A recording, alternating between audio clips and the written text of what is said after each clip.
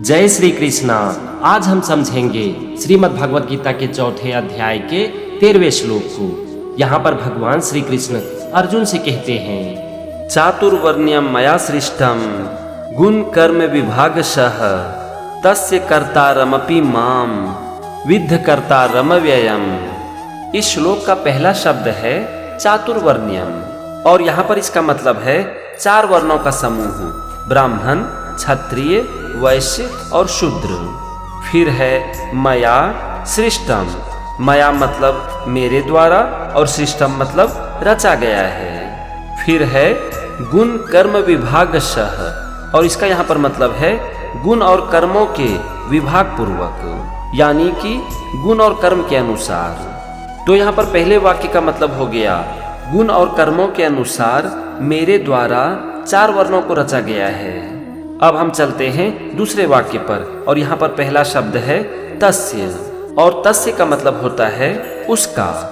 फिर है कर्तारमपि, इसमें दो शब्द है कर्तारम और अपि।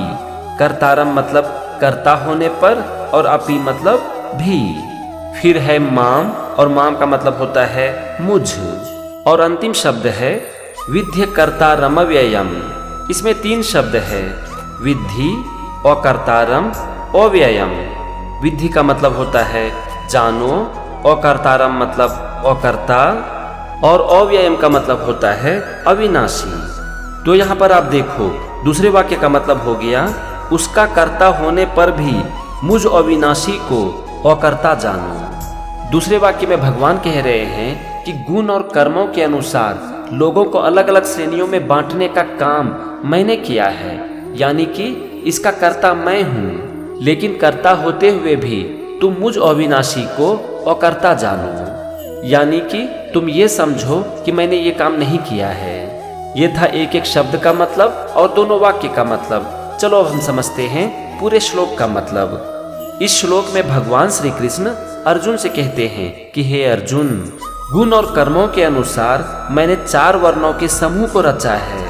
इस काम को मैंने किया है, मैं इसका करता हूँ, लेकिन फिर भी तुम मुझ अविनाशी को अकर्ता जानो। यहाँ पर आप देखो भगवान कह रहे हैं कि मैंने लोगों का विभाजन गुण और कर्मों के अनुसार किया है, जन्म के अनुसार नहीं।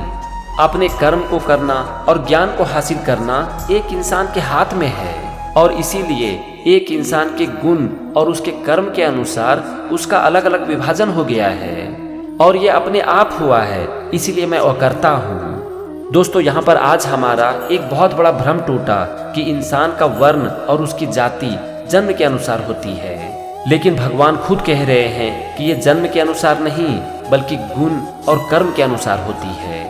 तो ये था श्रीमद् भगवद गीता के चौथे अध्याय का 13वां श्लोक और उसका मतलब। अगले एपिसोड में हम समझेंगे 14वें श्लोक को। तब तक के लिए जय श्री कृष्ण।